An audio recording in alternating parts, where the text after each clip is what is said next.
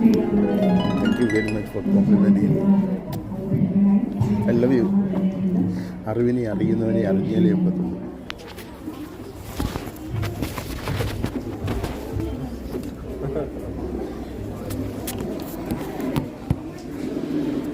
പ്രിയാത്മരെ, 70 വയസ്സുവരെ അച്ചായ സാഹിത്യത്തിലും കത്തനാരുടെ അടിമത്തത്തിലും കഴിഞ്ഞ എനിക്ക് ഹിന്ദു ആചാര രീതികളോ അവരുടെ ദൈവങ്ങളുടെ ഡീറ്റെയിൽഡ് സ്റ്റഡിയോ ഒന്നും ചെയ്യാനെ കൊണ്ട് ഈ ജന്മത്തെ അവസരം കിട്ടിയില്ലെങ്കിലും കഴിഞ്ഞ 8 കൊല്ലമായിട്ട്, അതിന് പുറകെ ഒരു 30 കൊല്ലം അതിൻ്റെ ഫ്ലാഷ് ബാക്ക് ഉണ്ട്, അതിൻ്റെ സ്റ്റഡി നടന്നുകൊണ്ടിരുന്ന കാലം അല്പം മനസ്സിലാക്കിയപ്പോൾ ഇതുതാൻ സ്വർഗം എന്ന് മനസ്സിലാക്കി. അതിന് കാരണം ശ്രീ അയ്യപ്പൻ തന്നെ. എൻ്റെ 24ാമത്തെ വയസ്സിൽ ആദ്യം ഞാൻ ശബരിമലയ്ക്ക് പോകുന്നത്. അന്നേ എനിക്ക് പിടികിട്ടി ഇത് മനുഷ്യനെ ദൈവമാക്കുന്ന മതമാണെന്ന്.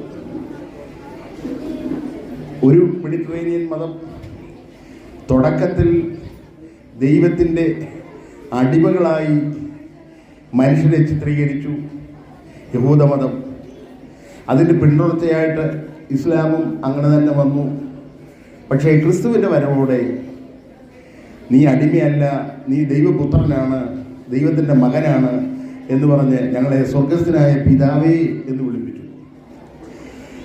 പക്ഷേ സംഗതി അതിൽ നിന്നില്ല. അയ്യപ്പൻ്റെ അടുത്ത് ചെന്നപ്പം എൻ്റെ ശ്യാമുവൽ എന്നുള്ള വിളിപ്പേരേ എനിക്ക് നഷ്ടപ്പെട്ടു. എന്നെ എല്ലാവരും അയ്യപ്പ അയ്യപ്പ എന്നാണ് വിളിക്കുന്നത്. അയ്യപ്പ ഒന്ന് മാറണേ, അയ്യപ്പ ഒന്ന് പൊക്കോട്ടെ. ഞാനും അയ്യപ്പനായി. എൻ്റെ നാവേലോ അയ്യപ്പ ശരണമെന്നാണ്. അന്നേരം ഈ പുനഃസന്നിധി കൂടെ കയറി വന്നപ്പോൾ എനിക്ക് മനസ്സിൽ ഇതെല്ലാം കൂടെ തിരക്കൂട്ടി രോമാഞ്ചമണിഞ്ഞു. ഇന്നാണ് ഞാൻ സാത്താനാൽ കെട്ടപ്പെട്ട ചില ആചാരാനുഷ്ഠാനങ്ങളിൽ നിന്ന് മുക്തനായത്. ഇന്ന് എൻ്റെ സ്വാതന്ത്ര്യ ദിനമാണോ എന്നുകൂടി ഞാൻ ആലോചിച്ചു പോയി. 1947 മാർച്ച് 1 എൻ്റെ പിറന്നാൾ. സ്വാതന്ത്ര്യ സമരത്തിലൊക്കെ ഞാനും പങ്കെടുത്തിട്ടുണ്ട്, തൊട്ടി കിടന്നുണ്ട്. എങ്കിലും അയ്യപ്പനെ ഞാൻ അന്ന് എഴുതിയ ഒരു പാട്ടിൻ്റെ 4 വരി എൻ്റെ മനസ്സിൻ്റെ അടിത്തട്ടിൽ നിന്ന് നിങ്ങളുടെയും ഹൃദയങ്ങളുടെ ഭക്തി കവർന്നുകൊണ്ട് ഞാൻ പാടട്ടെ ആമുഖമായിട്ട്. അയ്യപ്പ ശരണം ശരണമെൻ്റയ്യപ്പ, അയ്യനെ എന്നെയും നീ അയ്യനാക്കി. അതാ ഞാൻ ആദ്യം അനുഭവിച്ച സുഖം. തത്വമസിയെന്ന സത്യമോർപ്പിച്ചെന്നെ ശബരിഗിരീശാനി അയ്യനാക്കി. അങ്ങനെ ഞാനും അയ്യപ്പനും ഒന്നാണ് എന്നുള്ള വലിയ ആത്മതത്വം ചെന്നപ്പം മുതലേ കൂടി ഞാൻ കണ്ടു. പിന്നെ ഞാൻ എല്ലാ കിതാബുകളിൽ കൂടെ അത് വായിച്ചു. തത്വമസി, അത് നീ തന്നെയാകുന്നു. ബൈബിള് 2ാമത് വായിച്ചപ്പോഴാണ് അയ്യപ്പനെ പരിചയപ്പെട്ടേച്ച് പിന്നെ ക്രിസ്തുവിനെ പരിചയപ്പെട്ടപ്പോഴാണ് അച്ഛൻ പറഞ്ഞതല്ലല്ലോ എൻ്റെ കർത്താവ് പറഞ്ഞത് എന്ന്. ഞാനും പിതാവും ഒന്നാകുന്നു എന്നാണ് അദ്ദേഹം പറഞ്ഞത്. ഞാൻ മുന്തിരിവള്ളിയും നിങ്ങൾ കൊമ്പുകളുമാകുന്നു എന്ന് പറഞ്ഞാൽ ഒരു ചെടി അതിൻ്റെ ബ്രാഞ്ചസ് ആണ്. നിങ്ങൾ എന്നെ കേൾക്കുന്നുണ്ടോ? ഞാൻ ഒരു പ്രാസംഗികനല്ല, ചതുരവടിവിൽ വർത്തമാനം പറഞ്ഞ് നിങ്ങളെല്ലാം ആകർഷിപ്പിക്കാൻ, എൻ്റെ ചിന്തകൾ കൈമാറാനാണ് ഞാനിവിടെ വന്നത്. ഇത് കുഞ്ഞുങ്ങൾ പ്രത്യേകം കേൾക്കണം. ദൈവത്തെ അന്വേഷിക്കുന്ന ബുദ്ധി ആദിമ മനുഷ്യൻ തൊട്ടേ ഉണ്ട്. അവനെന്തോ പോരായ്മയുണ്ട്. ഞാൻ എന്തോ അറിയണം. എന്തിനെ അറിയണം? സൂര്യനെ അറിയാൻ ശ്രമിക്കുന്നു, ചന്ദ്രനെ അറിഞ്ഞു കഴിഞ്ഞു, ചൊവ്വയുടെ ഭാഗങ്ങൾ അറിഞ്ഞു. ഒരിക്കലും അവനെ അറിഞ്ഞില്ല. അവൻ അന്വേഷിക്കുന്ന ദൈവത്തെയും കണ്ടെത്തിയില്ല. പക്ഷേ ഹിന്ദുമതം ഇതെന്നേ കണ്ടെത്തി. ആ സത്യം അയ്യപ്പൻ വർഷങ്ങളായിട്ട് ലോകത്തോട് പറയുന്നുണ്ട്. ഗീതയെക്കൂടെയും അത് തന്നെയാണ് കൃഷ്ണൻ പറഞ്ഞതും. ഇത് എൻ്റെ കർത്താവ് 12ാമത്തെ വയസ്സിൽ യെരുശലേം ദേവിയിൽ നിന്ന് വന്നിട്ട് ഇവിടെ 18 കൊല്ലക്കാലം major portion of his life പുള്ളി നളന്ദ, തക്ഷശില യൂണിവേഴ്സിറ്റികളിൽ പഠിച്ച് സനാതന ധർമ്മബോധം മനസ്സിലാക്കിയിട്ടാണ് യഹൂദ ജനത്തോട് പോയി പറഞ്ഞത്, ഞാനും പിതാവും ഒന്നാകുന്നു. എന്നെ കണ്ടവൻ, എന്നിലെ എന്നെ കണ്ടവൻ ദൈവത്തെ കണ്ടിരിക്കുന്നു. ഞാനെന്ന് ഓരോരുത്തരും പറയുന്ന, നിങ്ങളെല്ലാവരും പറയുന്നുണ്ട് ഞാൻ എനിക്ക് മനസ്സില്ല, ഞാൻ ചെയ്യത്തില്ല, എനിക്ക് വേണ്ട. ആ ഞാനെന്ന സജ്ഞതനാണ് ദൈവം. നിന്നിലെ കോൺഷ്യസ്നെസ്സാണ്, നിന്നിലിരുന്ന് കാര്യങ്ങൾ അറിയുന്ന നീ തന്നെയാണ് ദൈവം എന്നുള്ള വലിയ അറിവാണ് ഭാരതം ലോകത്തിന് കൊടുത്തത്. അത് ഏറ്റുവാങ്ങാൻ ഒരു ആശാരിച്ചെറുക്കൻ 2000 കൊല്ലത്തിന് മുമ്പ് ഇവിടെ വന്നിരുന്നു. അവനത് പഠിച്ചത് കാരണം തല്ലി കിട്ടി, കുരിശയിൽ തൂങ്ങേണ്ടിയും വന്നു. ദൈവത്തെക്കുറിച്ച് ഞാൻ അതുകൊണ്ടൊരു ഡെഫിനിഷൻ എഴുതി. അത് ഇവിടെ ഇരിക്കുന്ന കുഞ്ഞുങ്ങളുടെ ശ്രദ്ധയ്ക്ക് വേണ്ടി, വലിയവരിനിയും അറിഞ്ഞിട്ട് വലിയ കാര്യമൊന്നുമില്ല, കുഞ്ഞുങ്ങളുടെ ശ്രദ്ധയ്ക്ക് വേണ്ടി ഞാൻ പറയാം. എൻ്റെ ദൈവമേ, എടി മോളെ ചുമ്മാതിരി എന്ന് ഞാൻ വിളിക്കുമ്പോൾ ഞാൻ ഒന്നും നീ രണ്ടുമാണ്. നിന്നോടാണ് ഞാൻ പറഞ്ഞത്, നിൻ്റെ സാന്നിധ്യം അവിടെ വേണം. എൻ്റെ മോളെ എന്ന് ഞാൻ വിളിക്കുമ്പോൾ വിളി കേൾക്കുന്ന, എന്താ ചായ പറഞ്ഞത് എന്ന് വിളി കേൾക്കുന്ന നീയും, നിന്നെ വിളിക്കാൻ എനിക്ക് ബോധം വേണം. ആ ബോധവും രണ്ട് തലത്തിൽ കാണാതെ ഒരു തലത്തിൽ കാണുമ്പോഴാണ് ദൈവത്തെ നാം അറിയുന്നത്. അതാണ് ഞാൻ എൻ്റെ ഡെഫിനേഷനിൽ ഞാൻ കൊണ്ടുവന്നേക്കുന്നത്. ശ്രദ്ധിച്ച് കേൾക്കണം കുഞ്ഞുങ്ങൾ. എൻ്റെ ദൈവമേ എന്ന് ഞാൻ വിളിക്കുമ്പോൾ വിളി കേൾക്കുന്ന ദൈവത്തിന് മുമ്പേ വിളിക്കുന്ന ഞാനും, എന്നിലെ ഞാൻ എന്ന ബോധവും, ഞാനെന്ന ബോധം ഉണ്ടെങ്കിലേ എനിക്ക് വിളിക്കാനൊക്കൂ. ഉറങ്ങിക്കിടക്കുമ്പോൾ ഒക്കത്തില്ല. ഞാനെന്ന ബോധവും ഉണ്ടെന്നറിയാവുന്ന എന്നിലെ ആ അറിവാണ് ദൈവം. അറിവാണ് ദൈവം എന്ന അറിവിൽ ഞാൻ എത്തുവോളം ഞാൻ ദൈവത്തെ അറിയുന്നില്ല. അറിവാണ് ദൈവം, അറിയുന്നവനാണ് ദൈവം എന്നുള്ള അറിവിൽ ഞാൻ എത്തുവോളം ഞാൻ ദൈവത്തെ അറിയുന്നില്ല. അതാണ് ഭാരതം പറഞ്ഞത് പ്രജ്ഞാനം ബ്രഹ്മം എന്ന്. യേശുവിൻ്റെ ഭാഷയിൽ ഞാനും പിതാവും ഒന്നാകുന്നു എന്നാകുന്നു. പക്ഷേ ഭാരതത്തിലെ ഋഷീശ്വരന്മാർ നേരത്തെ പറഞ്ഞു, അഹം ബ്രഹ്മാസ്മി. നിന്നിലെ അഹം, ഞാനെന്ന ബോധം, അതാണ് ഈശ്വരൻ. ഈശ്വരനെ തേടി ഞാൻ അലഞ്ഞു, അവിടെ കണ്ടില്ല, അമ്പലനടയിലും കണ്ടില്ല എന്നൊക്കെയുള്ള സിനിമാ പാട്ടൊക്കെ ഉണ്ടല്ലോ. അതിൻ്റെ എല്ലാം പൊരുളിതാണ്. അഴിയും തിരയും കാറ്റും ആഴവും പോലെ ഞങ്ങളും മായയും നിൻ മഹിമയും നീയുമെന്ന് ഉള്ളിലാകണം. ഈ വലിയ അറിവ് ഉള്ളിലാക്കിയാലേ നീ സത്യത്തിന് SLP ആവും. അല്ലേ ശ്രീനാരായണ ഗുരുവിൻ്റെ അപമാനമായിട്ട് കള്ളുണ്ടാക്കി, കള്ള് കുടിച്ച്, കള്ള് വിറ്റ്, കള്ളുകൊണ്ട് നാടിനെ പോറ്റുന്ന, ഇനി ഞാൻ മുന്നോട്ട് പറഞ്ഞാൽ ഞാനിവിടെ നിന്ന് ചോര് പോയി പഴക്കത്തില്ല. നമ്മളങ്ങനെ ആയി. കള്ളു വിറ്റും ചൂത് കളിച്ചുമാണ് ഇന്ന് ഈ രാജ്യം കിറ്റുകൂട്ടുന്നതും കുട്ടുവിറ്റുന്നതും കുഞ്ഞുങ്ങളെ പഠിപ്പിക്കുന്നതുമെല്ലാം. നശിച്ചു. നമ്മൾ എവിടം വരെ നശിച്ചു എന്നുള്ളത്, മൂക്കറ്റം വരെ നശിച്ചു എന്നേ എനിക്ക് പറയാനറിയൂ. കാരണം ഞാൻ എൻ്റെ ഔദ്യോഗിക ജീവിതത്തിൽ എയർലൈൻസിലായിരുന്നു ജോലി. അബുദാബി ഇൻ്റർനാഷണൽ എയർപോർട്ടിൽ ഞങ്ങൾ 40 എയർലൈൻ ഹാൻഡിൽ ചെയ്യുമായിരുന്നു. 40 എയർലൈനും എനിക്ക് ഫ്രീ ടിക്കറ്റ് തരും. ഞാൻ ചോദിച്ചാൽ കമ്പനി തരും. അത് അബുദാബി തിരുവനന്തപുരം ടിക്കറ്റേ തരും. പക്ഷേ ബ്രിട്ടീഷ് എയർവേസും സ്വിസ്സെയറും KLM എല്ലാ യൂറോപ്യൻ കാരിയേഴ്സും മറ്റുള്ള കാരിയേഴ്സും എല്ലാം അവരുടെ രാജ്യങ്ങളിലേക്ക് എവിടെ വേണമെങ്കിലും ചോദിച്ചാൽ ടിക്കറ്റ് തരും. കാരണം അവർക്ക് ഒരു കൊല്ലത്തേക്ക് സേവനം ഞങ്ങൾ ചെയ്തു കൊടുത്തതാണ്. അങ്ങനെ എനിക്ക് ഫ്രീ ടിക്കറ്റ് കിട്ടുമായിരുന്നു ഒരുപാട്.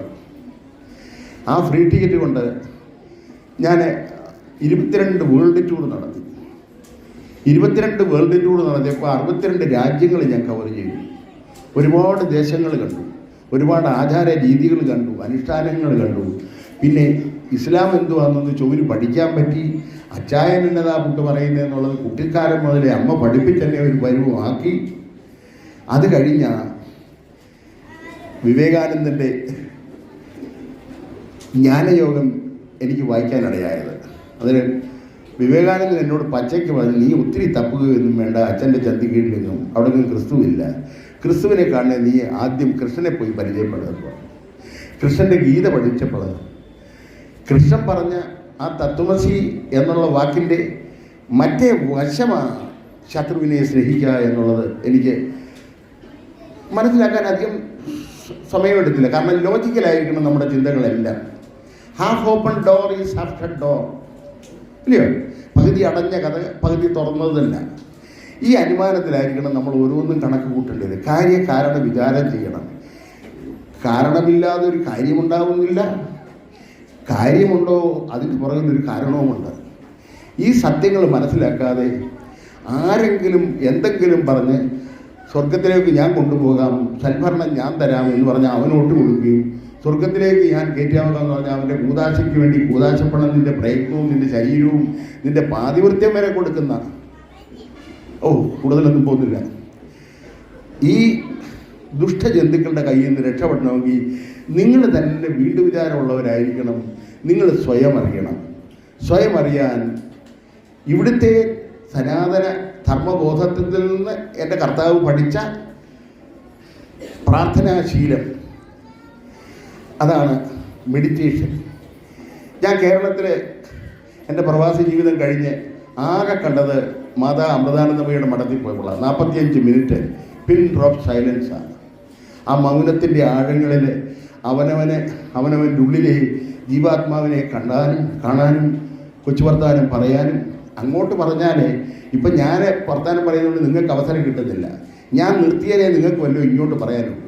അതുകൊണ്ട് നമ്മുടെ അലപ്പൊന്ന് നിർത്തിയിട്ട്, ദൈവമേ നീ എന്താ എന്നോട് പറയാനുള്ളത്, അടിയൻ ഇതാ കേൾക്കുന്നു എന്നൊന്ന് ചോദിച്ചാൽ നിങ്ങളുടെ മൗനത്തിൽ കൂടെ അദ്ദേഹം നിങ്ങളുടെ മനസ്സിൽ ആ ശക്തി വിശേഷം നിങ്ങളോട് ഉരിയാടിത്തരും. നീ നടക്കേണ്ടുന്ന വഴി അവൻ നിനക്ക് കാണിച്ചു തരും. അങ്ങോട്ടാണോ പോണ്ടിയോ ഇങ്ങോട്ടാണോ പോണ്ടിയോ എന്നുള്ളത് ഇടറുമ്പോൾ മൗനത്തിലായിരുന്ന് ഈശ്വരനെ ധ്യാനിച്ചാൽ നീ ഗമിക്കേണ്ട പാത നിനക്കവൻ കാണിച്ചു തരും എന്നുള്ളതാണ് ജീവിതത്തിൻ്റെ സത്യം. ഞാൻ മനസ്സിലാക്കിയതുമാണ്. ഇതെൻ്റെ സാക്ഷ്യവും കൂടെ. അതുകൊണ്ട് ദൈവത്തെ ഉള്ളി വെച്ചുകൊണ്ട് ഉള്ളിലിരിക്കുന്ന ദൈവത്തെ സ്വയം അറിയാതെ കസ്തൂരിമാൻ്റെ കൂട്ട് നാടെല്ലാം ദൈവത്തെ അന്വേഷിച്ച് നടന്ന് അലഞ്ഞ് ജമ്മൻ കൊച്ചൻ്റെ കാര്യമൊന്നും അരിയാഹാരം കഴിക്കുന്ന ആർക്കും ഇനി ആവശ്യമില്ല. കാരണം മീഡിയകൾ ഇതെല്ലാം പറഞ്ഞു തരുന്നുണ്ട് നമുക്ക്. ഒരു 60 കൊല്ലത്തിന് മുമ്പേ, 100 കൊല്ലത്തിന് മുമ്പേ, 600 കൊല്ലത്തിന് മുമ്പേ ഈ വിദ്യകളൊന്നും ഇല്ലായിരുന്നു. എൻ്റെ ഒരു പുസ്തകത്തിൻ്റെ ആമുഖം എഴുതാൻ വേണ്ടിയിട്ട് തൃശ്ശൂർ ഞങ്ങളുടെ കുമാനന്ദ തീർത്ഥത്തിൻ്റെ അടുത്ത് ഞാൻ പോയി. അദ്ദേഹം പറഞ്ഞു, നീ നിൻ്റെ ക്ലാരികളെ കുറിച്ചൊക്കെ കളിയാക്കി എഴുതുന്ന പുസ്തകമല്ലയോ, അതിന് ഞാൻ അങ്ങനെ ആമുഖം എഴുതുന്നത്, നീ പഠിച്ചും എഴുതി പറഞ്ഞു. ഏതായാലും കിട്ടുകയില്ലാന്ന് ഉറപ്പായപ്പോൾ ഞാൻ പുള്ളിയോട് ചോദിച്ചു, തിരുവനന്തപുരം ഇപ്പം ചെയ്യുന്ന ഈ ഗീത അനലൈസേഷനൊക്കെ ഉണ്ടല്ലോ, പുതുചൈതന്യയുടെയൊക്കെ കൂട്ടം, അത് ഒരു 60 കൊല്ലം മുമ്പേ ചെയ്തിരുന്നെങ്കിൽ എൻ്റെ പിതാക്കന്മാർ 600 കൊല്ലം മുമ്പേ ചെയ്തിരുന്നെങ്കിൽ എൻ്റെ പിതാക്കന്മാർ ഈ കത്തനാറിൻ്റെ പുറകെ പോയി ഈ ഗതികളിൽ അകപ്പെടുമായിരുന്നു. കുമ്പസാരം കൂട്ടിവെച്ച് പെണ്ണുങ്ങളെ മയപ്പെടുത്തി സ്വന്തമാക്കുന്ന ഈ പ്രവണത അവർ കാണിക്കുമായിരുന്നു എന്ന് ചോദിച്ചു. ഉടനെ ബഹുമാനം തീർത്ത് ദൈവസത്യം എന്നോട് പറഞ്ഞു, നീ ഇപ്പം പറഞ്ഞെങ്കിൽ എഴുതാ ശാമുലേക്ക് പറഞ്ഞു. ഞാൻ ഒരു കടലാസും പേരായി കൊടുത്ത് എഴുതി കൊടുത്ത് പോകുമ്പോൾ അത് ഇങ്ങനെയല്ല, നീ നിൻ്റെ ഇമെയിലിൽ കൊടുത്താൽ ഈ ആശയം ഞാൻ നിനക്ക് എഴുതിത്തരാമെന്ന് പറഞ്ഞു. ഞാൻ എൻ്റെ വീട്ടിൽ വന്ന് ഇമെയിലിൽ കൂടെ ഞാൻ അപേക്ഷിച്ചു. പുള്ളി 13 പേജുള്ള ഒരു മുഖവരയായ എൻ്റെ ആ പുസ്തകത്തിന് അപ്രിയ യാഗങ്ങൾ, ആ പുസ്തകത്തിൻ്റെ പേരാണ് അപ്രിയ യാഗങ്ങൾക്ക് എഴുതി തന്നത്. അതിൻ്റെ സെൻസ് എന്താണെന്നറിയാമോ? 13 പേരുണ്ടെങ്കിൽ നീയും നിൻ്റെ ദൈവവുമായിട്ടുള്ള അകലെ 0 ആകുമെന്ന് എന്ന് പറഞ്ഞാൽ നീ തന്നെ നീ ദൈവത്തെ അന്വേഷിച്ച് വേറെ എങ്ങും പോകണ്ട, നിന്നിലെ നിന്നെ ഒന്ന് കണ്ടെത്തിയാൽ മതി. For that keep silence. മൗനമാക്കും മനസ്സിനെ, ചിന്തകളെ ഒന്ന് നിർത്തിയിട്ട് ഗുരുക്കന്മാർ പറഞ്ഞത് അഴിയും തിരയും കാറ്റും അനലൈസേഷൻ വേണം. അഴവും പോലെ ഞങ്ങളും മായയും നിൻ മഹിമയും നീയുമെന്ന് ഉള്ളിലാകാൻ ആദ്യം ഞാനാ ശ്രമിക്കേണ്ടത്. ഞാൻ ശ്രമിക്കാതെ ഒരിക്കലും ഇത് ഉള്ളിലാവത്തുമില്ല. നിങ്ങൾ ആരെങ്കിലും ദൈവത്തെ അറിയാതെ ചാവുകയാണെങ്കിൽ അതിന് ഉത്തരവാദികൾ നിങ്ങൾ തന്നെ. ഓർത്തഡോക്സ് സഭയിലെ മെമ്പറായി എൻ്റെ അപ്പച്ചനും അമ്മയും പൂർവിതാക്കന്മാരെല്ലാം ദൈവത്തെ അന്വേഷിച്ചു, അവർ കണ്ടെത്തിയില്ല. കണ്ടെത്താ ദൈവം ആരാ? ഞങ്ങളെന്നും വിളിച്ചു, ഞങ്ങളെന്നും പ്രാർത്ഥിച്ചു. പ്രാർത്ഥിക്കേണ്ട കാര്യമില്ല. ഞാൻ വൃത്തികേട്ട് നിങ്ങളുടെ സദസ്സിൽ പറയുകയല്ല, നിങ്ങളെൻ്റെ പ്രാർത്ഥന ഇഷ്ടപ്പെടുന്നവരാ. അത് ട്രെയിനിങ് നല്ലതാണ്. ആസ് എ ബിഗിനർ ഈ ഈ എന്നൊക്കെ പറയുന്ന പോലെ ABCD ഒക്കെ പഠിക്കുമ്പോഴാണ് കിൻഡർഗാർഡനിൽ FATHER ഫാദർ. പക്ഷേ ഷേക്സ്പിയറിൻ്റെ ഡ്രാമ കിങ് ലിയറോ മാക്ബത്തോ എടുക്കുന്ന സ്റ്റുഡൻറ്റിനോ ABCD അക്ഷരമോ ആയോ വേണോ? വേണ്ട. തുടക്കക്കാർക്ക് ഇതെല്ലാം ആവശ്യമുണ്ട്. പക്ഷേ നീ മരണം വരെ 70 വയസ്സായാലും 80 വയസ്സായാലും അമ്പലത്തിൽ പോകുന്നെങ്കിൽ നീ പോക്ക് കേസാണ്. നീ ദൈവത്തെ ഇനി 2 ആഴ്ച കൊണ്ടാണോ കാണാൻ പോകുന്നത്? അടുത്ത ആഴ്ച തൊലയാൻ പോവില്ല. ഇതുവരെയും കണ്ടെത്തിയില്ലല്ലോ. അതുകൊണ്ട് ഒരു 10-50 വയസ്സ് മേളയിൽ വീണ്ടും ദൈവത്തെ അന്വേഷിച്ച് നടക്കുക നേരെ അവൻ ശരിയല്ല, അവളും ശരിയല്ല. ദൈവത്തെ നീ കാണണം, നീ ദൈവത്തിന് സമമാവണം, നീ കുഞ്ഞു അവതാരമാവണ്ടേ, വേറെ ഒന്നല്ല നീ എന്നുള്ള ഉറപ്പ് വരണം. അന്നേരം നീ ആരോടാ പ്രാർത്ഥിച്ചത്? നിന്നോട് തന്നെ പ്രാർത്ഥിച്ചത്. നിങ്ങൾക്ക് സംശയം ഉണ്ടെങ്കിലേ ഈ അച്ചായം പറയുന്നത് ശരിയാണോ ദൈവമേ ഒന്ന് വെളിവാക്കി തന്നെ എന്ന് 1 മിനിറ്റ് മൗനമായിട്ട് തിരുന്നൊന്ന് പ്രാർത്ഥിച്ചേ. ഇല്ലെങ്കിൽ വീട്ടിൽ ചെന്ന് വേറൊരു വിഷയം ഒന്ന് പ്രാർത്ഥിക്കേ. അതിന് ലാംഗ്വേജ് വേണ്ട, ലിപ്സ് മൂവ്മെൻറ്റ് വേണ്ട, ശബ്ദം വേണ്ട, മൗനത്തിലായിരിക്കണം. ദൈവം കേട്ടു എന്ന് നിങ്ങൾ വിശ്വസിക്കുകയും ചെയ്യും. സത്യത്തിന് നിങ്ങളുടെ പുറത്തൊരു ദൈവമില്ല. കൂടെ കിടക്കുന്ന ഭർത്താവ് പോലും ഈ പ്രാർത്ഥന അറിഞ്ഞുമില്ല. ഞാൻ രാത്രി പ്രാർത്ഥിച്ചാലും നിങ്ങൾ കേട്ടാരെന്ന് ചോദിച്ചാൽ ഞാനങ്ങ് കേട്ടില്ല. നീ കേട്ടിട്ട് കോർക്കമ്പലിയെ ഞാൻ കേട്ടുള്ളൂ എന്ന് പറയും. പുറത്തൊട്ട് വരത്തുമില്ല, അകത്ത് തന്നെ ഇത് ഉക്കും പ്രാർത്ഥന. പ്രാർത്ഥിക്കാൻ അകത്ത് പഠിക്കണം, അകത്തെ ദൈവത്തോട് സംസാരിക്കണം, അകത്തെ ദൈവത്തോട് ഉപദേശങ്ങൾ സ്വീകരിക്കണം, അകത്തെ ദൈവത്തിന് സമമായിട്ട് മാതാപിതാക്കളെ കാണണം. തൊടുവേ ആശാൻ ബാല്യത്തിലെത്തണം, അതിനു മുമ്പേ വസിഷ്ഠൻ നേരത്തെ എത്തി. അതാ രാമൻ ഇത്ര ഉത്തമ പുരുഷനായത്. രാമായണത്തിലേക്ക് കയറി രാമായണം പഠിപ്പിക്കാൻ മെനഞ്ഞാന്ന് ഹിന്ദുയിസത്തിലേക്ക് കടന്നു വന്ന ഈ അച്ചായന് യാതൊരു കാര്യവുമില്ല. എങ്കിൽ പോലും ഞാനൊരു കാര്യം പറയാം, നിങ്ങൾ പലരെയും തെറ്റിദ്ധരിച്ചിട്ടേക്കുക. ഞങ്ങളുടെ യൂത കക്ഷി യൂതായ എന്നൊക്കെ പറയും. യൂത ഇല്ലായിരുന്നേ കാണണമായിരുന്നു. നിങ്ങളങ്ങനെ ചിന്തിച്ചിട്ടുണ്ടോ? യൂത ഇല്ലായിരുന്നെങ്കിൽ ഞങ്ങളുടെ കർത്താവ് എന്നെ അടുത്തേനെ 33 വയസ്സിലെ പുള്ളി ആരെങ്കിലും പിടിക്കും. ഇത്രയും അതിശയമൊക്കെ ചെയ്ത് ജനങ്ങളുടെ കൂടെ ഭയങ്കര കിങ്ങായിട്ട് നടക്കുമ്പോൾ കഴുതപ്പുറത്ത് വരെ സവാരി നടത്തി അങ്ങനെ ഘോഷയാത്രയുടെ നടുക്കാണ് പുള്ളി നിൽക്കുന്നത്. പിണറായി വിജയനെക്കാട്ടിലും സെക്യൂരിറ്റിയിൽ പുള്ളി വല്ലതും ചെയ്യുമായിരുന്നു? ചെയ്യത്തില്ല. യൂത ഒറ്റിക്കൊടുത്തത് കൊണ്ടാണ് ക്രിസ്തു പിടിക്കപ്പെട്ടതും ക്രിസ്തുവിനെ കുറിച്ച് തറച്ചതും ക്രിസ്തു ഡീസൻ്റ് ആയതും. അല്ലെങ്കിൽ ഒരു 10-90 വയസ്സ് വരെ ജീവിച്ചിരുന്ന, അല്ലെങ്കിൽ 120 വയസ്സ് വരെ ജീവിച്ചിരുന്ന, ഇവിടെ ഭാരതത്തിൽ വന്നങ്ങനെ ജീവിച്ചിരുന്ന കഥ പറയുന്നേ.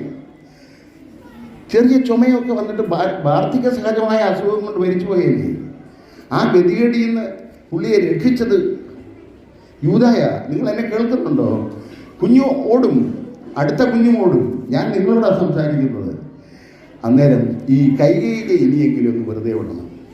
മന്ദനെയും വിട്ടേരെ. അവരൊന്നും അല്ല ഇതിന് കാരണം. രാമനെ രാമനാക്കിയത് കൈകേയിലൂടെ. കൈകേയി ഇല്ലായിരുന്നെങ്കിലോ, കൈകേയി വരം ഭർത്താവിൽ നിന്ന് അടിച്ചു മാറ്റിയില്ലായിരുന്നല്ലോ, ഈ ആവശ്യങ്ങളോ ഈ വനവാസമോ ഒന്നും ഉണ്ടാവത്തില്ലായിരുന്നു. രാവണ വധവും ഉണ്ടാവത്തില്ലായിരുന്നു. രാവണൻ എന്ന് പറയുന്ന ദുഷ്ടം വീണ്ടും കൂടെ ഹാലളകി നടന്ന് ലോകം വർപ്പിച്ചേരി. ഇതിനെല്ലാം പരിഹാരമുണ്ടാവാൻ മന്നന്തരങ്ങൾ പോലും നടക്കുന്ന ദൈവത്തിൻ്റെ ഒരു കേളിയായത്. അവിടെ കൈകേയി ഒരു കഥാപാത്രമെന്നേ ഉള്ളൂ. അവിടെ ജോലി അവൾ വൃത്തിയായിട്ട് ചെയ്തു. അന്നേരം അവളെ തെറി വിളിച്ച ഭരതനോട് എനിക്ക് ഇച്ചിരി കെറിവുണ്ട്. മാതാപിതാ ഗുരു ദൈവമെന്നല്ലേ ഭരത, അമ്മയല്ലേ, അമ്മയെ അത്രയും പറയാമായിരുന്നോ? വിഷ്ണുഭക്തി കൊണ്ട് നിനക്ക് ആ പാപം മോചിച്ച് കിട്ടി. നീ ശ്രീരാമനോടുള്ള ഭക്തി കാരണം അമ്മയെ ഇത്രയും തെറി വിളിച്ചത്. അത് വിഷ്ണുവാണ്. ലക്ഷ്മണനോടുള്ള ഭക്തി കാരണമായിരുന്നെങ്കിൽ വിഷം വേറെ വിരുദ്ധമായ വിഷയം.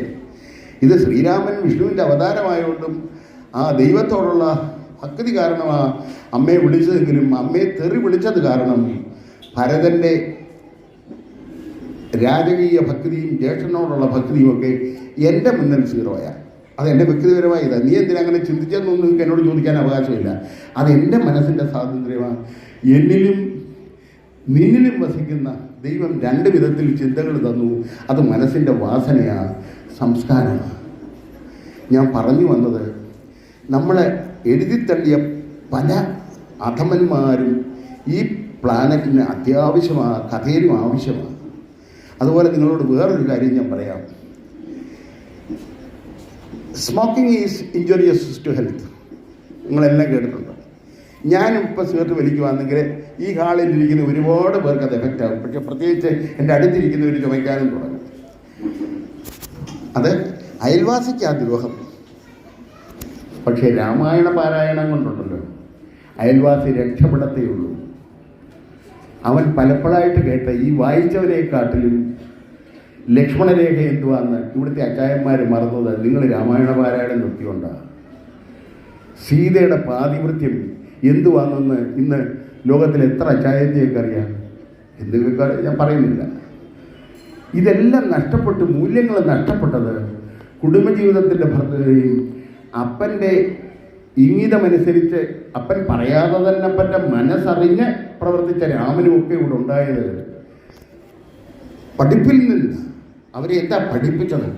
ഇവിടുത്തെ ക്രിസ്ത്യാനികൾക്ക് നല്ല മാതൃകയായിരുന്നു. എൻ്റെ കൊച്ചുനാളിലൊക്കെ ഞങ്ങൾ കൂടലെന്ന് പറയുന്ന ഗ്രാമത്തിലാണ്. അന്ന് കല്ല് റോഡായല്ല, ആ റോഡേയൂടെ നടന്നു പോകുമ്പോൾ രാമായണവാസം ഭക്ത രാമായണ പാട്ടാണ്. ആ പാട്ടിനോട് ഇമ്പം ഉണ്ടായതുകൊണ്ട് ഇത് കേട്ട് കേട്ട് നടക്കുമായിരുന്നു ഞാൻ. അതിൻ്റെ ഒരു സുഖം പറ്റിയ ഞാൻ SSLC പഠിച്ചപ്പോൾ ഒരു രാമായണം വാങ്ങിച്ചു. അമ്പലത്തിൽ ഉത്സവത്തിന് വന്നപ്പോൾ അന്ന് കുറച്ച് രൂപ സംഘടിച്ച് വാങ്ങിച്ചു. ആ രാമായണം വായിച്ചതുകൊണ്ടാണ് ഞാൻ അച്ചായന്മാരുടെ കൂട്ടത്തിൽ വ്യത്യസ്തമായി പാട്ടെഴുതാൻ പറ്റിച്ചത്. എനിക്ക് പദവിന്യാസമുണ്ട്. അതുകൊണ്ടാണ് എനിക്ക് ഗലീലിയൻ ഇൻ്റർനാഷണൽ അവാർഡൊക്കെ അവർ തന്നത്. അതെനിക്ക് കിട്ടിയത് രാമായണം വായിച്ചുകൊണ്ട്. രാമായണം വായിച്ചില്ലയോ നീ ഇത്രയും പദവിന്യാസം നിനക്ക് വരത്തില്ല. രാമായണം വായിച്ചാൽ വേറൊരു ഗുണമെന്ന് പറയുമോ? കോട്ടയത്തെ ഭാഷയും കോഴിക്കോട്ടെ ഭാഷയും കൊച്ചിയിലെ ഭാഷയും കണ്ണൂരെ ഭാഷയും കാസർഗോഡെ ഭാഷയും ഒന്നാവും.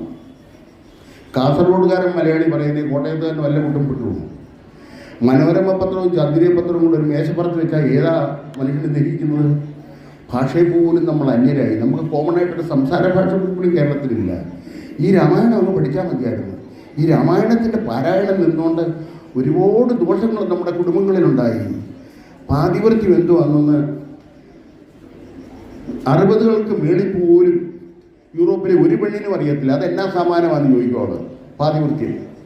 പക്ഷേ ഭാരത സ്ത്രീയുടെ ഭാവശുദ്ധി എന്താണെന്ന് അറിയാവുന്ന സീതയുടെ രാമായണം വായിച്ചവർക്ക് അത് ചോദിക്കേണ്ട കാര്യമേ ഇല്ല. മനസ്സിലാവുന്നുണ്ടോ? നിങ്ങളെ കണ്ടാണ് ഇവിടുത്തെ ക്രിസ്തീയ സമൂഹം അന്തസ്സുള്ള കുടുംബജീവിതം പണ്ട് നയിച്ചത്. ഇന്ന് നിങ്ങൾ അമ്മായിയമ്മയ്ക്ക് പൊട്ടാസൈനൈഡ് എങ്ങനെയാണ് കൊടുക്കുന്നത്, അമ്മായിയപ്പനെ എങ്ങനെ ചായക്കണമെന്നുള്ളതിൻ്റെ കണ്ടെത്തൽ ഉള്ള സിനിമകളും TV സീരിയലും കണ്ട് രാമായണം നിങ്ങൾ തഴഞ്ഞു. കുഞ്ഞുങ്ങളിത് കേട്ടുപഠിക്കുന്നില്ല. കുഞ്ഞുങ്ങൾക്ക് മാതാവെന്തോ പിതാവെന്തോ ആരെ ബഹുമാനിക്കണമെന്നോ ആർക്കും അറിയത്തില്ല. അറിയാവുന്ന ഒരു കൊച്ചുണ്ടെ എന്നെ കാണിച്ചതാണ്. ഞങ്ങളുടെ പിള്ളായിക്കൊന്നും ആരുമില്ല. എല്ലാം എതിര് പറയുന്ന പിള്ളേരാ. ഇപ്പം വയ്യ, നിങ്ങളെങ്ങനെ പണി നോക്ക്, തള്ളിയോടൊക്കെ പറയുന്നതാണ്. നിഷേധികളായി കുഞ്ഞുങ്ങൾ. ഇനിയിപ്പോൾ പുറത്തു പോയാൽ അവരെ എൻകറേജ് ചെയ്യുന്ന ഇവിടുത്തെ സർക്കാരും വേണ്ട. ലഹരി മാഫിയ എല്ലാം കൊടുക്കുക, തലമുറയെ ഭ്രാന്ത് പിടിപ്പിച്ച് നിങ്ങളുടെ തലതല്ലി കീറുന്ന ഒരു സമൂഹത്തെയാണ് ഇവിടെ ഉണ്ടാക്കുന്നത്. ജാതി മാറിയില്ലെങ്കിൽ അതിൻ്റെ വിപത്ത് വേറെ ഉണ്ടെങ്കിലും സ്വന്തം വീട്ടിൽ തന്നെ തല്ല് കിട്ടുന്ന ഡിപ്പാർട്ട്മെൻറ്റാണ് ഇപ്പം സർക്കാരോട് കൂടി ഉണ്ടാക്കുന്നത്. എല്ലാം കൂടെ ബഹുവിശേഷമാണ്. നമ്മൾ എവിടെ എത്തിയെന്ന് ഒരു 10 കൊല്ലത്തിനകം അറിയാനും. 1947 ഭാരതത്തിന് സ്വാതന്ത്ര്യം കിട്ടിയെങ്കിലും വെറും 2047 ഇത് വേറൊരു മതത്തിൻ്റെ സ്വന്തം കസ്റ്റഡി വരുമെന്നും രാക്കിനാവ് പകൽക്കിനാവ് കാണുന്ന ഒരു സമൂഹം ആളുകളെ തോൽപ്പിക്കാൻ ഒരു മാർഗമേ ഉള്ളൂ. രാമായണം കർക്കിടക മാസത്തിൽ മാത്രമല്ല, ഭഗവത്ഗീത ഏതോ ഒരു മാസത്തിൽ മാത്രമല്ല, എല്ലാ ദിവസവും നിങ്ങൾ പാരായണം ചെയ്യണം. നിങ്ങൾ വായിക്കുമ്പോൾ നിങ്ങളുടെ കുഞ്ഞുങ്ങൾ അറിയാതെ അടുത്ത് വന്നിരുന്ന് കേൾക്കും, അല്ലെ അവരെ വിളിച്ചിരുത്തി കേൾപ്പിക്കണം. ഗീതയുടെ 700 ശ്ലോകം പഠിക്കാത്ത ഒരു കുഞ്ഞു SSLC പാസ്സാകരുത്. മോദിജിയോട് ഒരുപാട് വട്ടം ഞാൻ എൻ്റെ എപ്പിസോഡുകളിൽ പറഞ്ഞതാ, ഗീത ലോകമേ ഗീത പാടൂ. ഗീത പാടിക്കഴിഞ്ഞാൽ നീ സ്വയം അറിഞ്ഞു കഴിഞ്ഞാൽ പിന്നെ വേൾഡ് വാർ ഒന്നും ഉണ്ടാവത്തില്ല. വേൾഡ് വാർ 1ഉം 2ഉം ഇപ്പം നടക്കാൻ പോകുന്ന 3ഉം എല്ലാം ഉണ്ടാവുന്നത് ഗീതയുടെ പഠനം നെഹ്റു ഫാമിലി, ഒരു മുസ്ലിം ഫാമിലി ഭാരതത്തിൽ മനഃപൂർവ്വം ഇല്ലാതാക്കിയത് കൊണ്ടാണ്. അവരുടെ തിണ്ണ നിരങ്ങുന്ന ആ രാഷ്ട്രീയ പാർട്ടി ഇനിയും കേരളത്തിൽ വന്നാലും ഇന്ത്യ ഭരിച്ചാലും ഗീതയ്ക്കോ ഇവിടുത്തെ അമ്പലങ്ങൾക്കോ ഇവിടുത്തെ സനാതന ധർമ്മബോധത്തിനോ ആരും ഒരു ക്ലീനിങ് അപ്പോ വളർച്ചയോ ഉണ്ടാക്കാൻ ഒക്കത്തില്ല.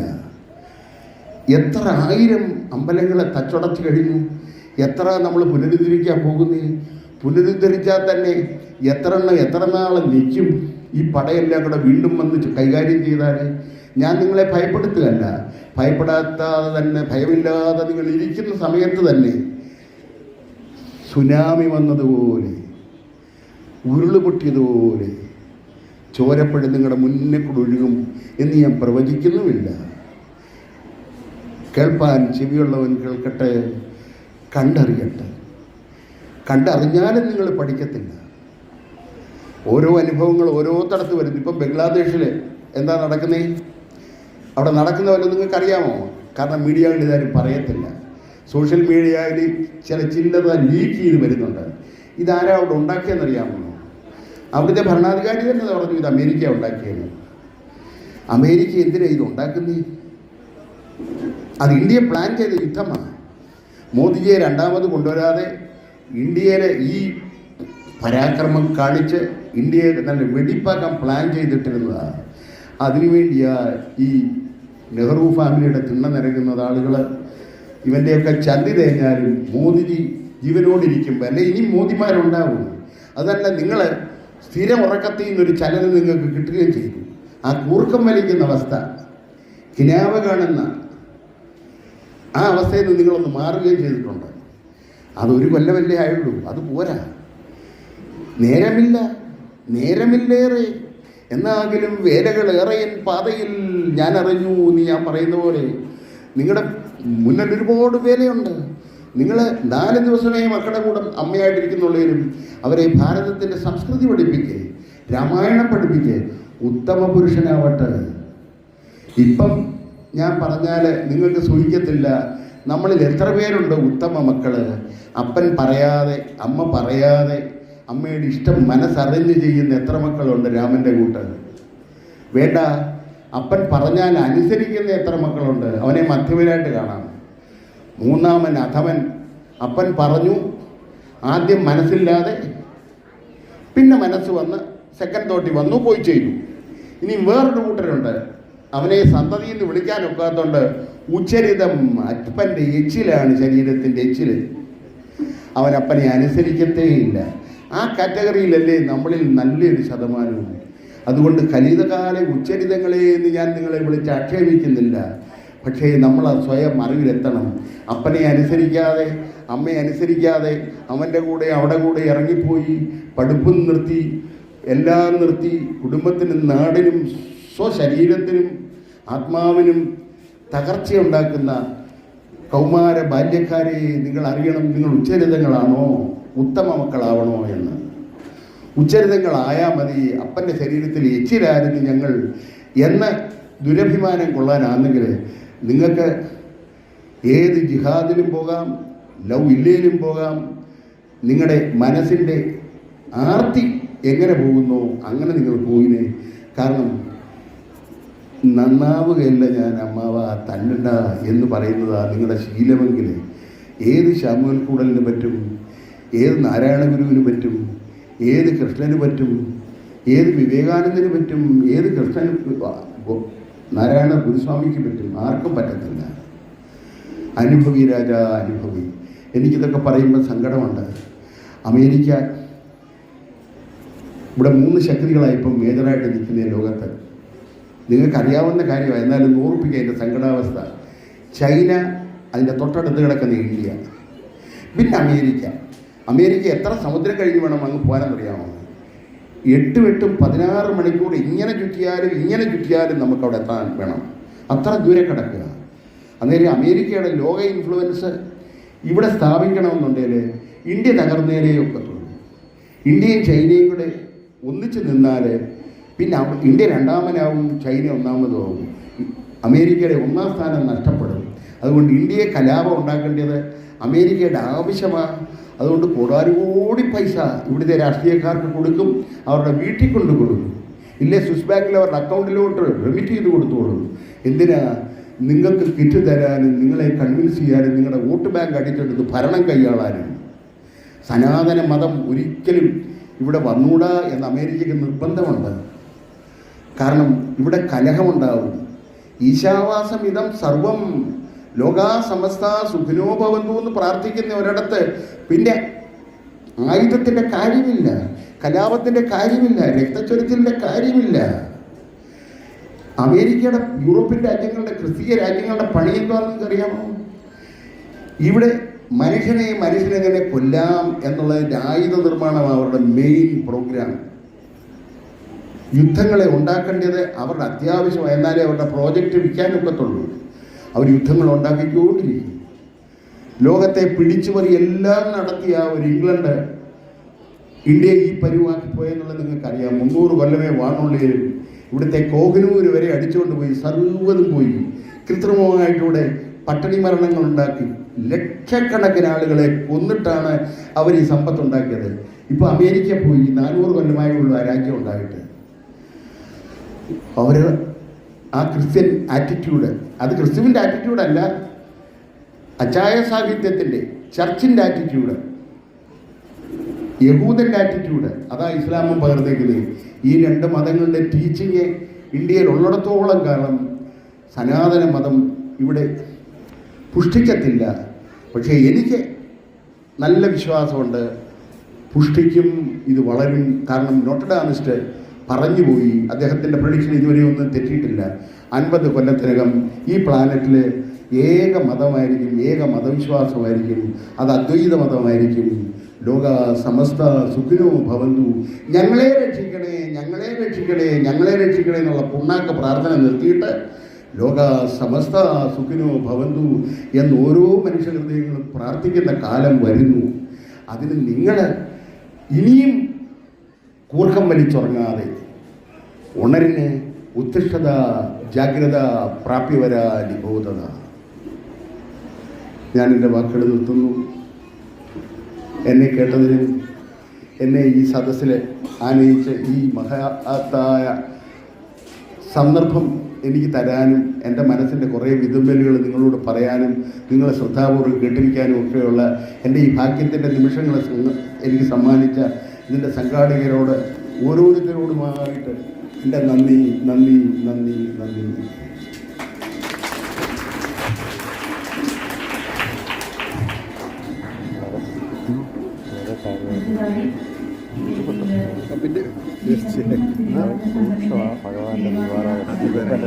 അങ്ങനെ സമർപ്പിക്കുകയും ദീപാരാധന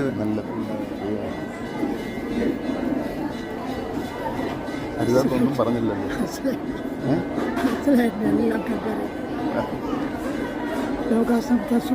പിന്നല്ലാതെ ഇപ്പം വേണ്ട. നിങ്ങളുടെ നമ്പർ എനിക്കൊന്ന് പറഞ്ഞു തരണം. 8281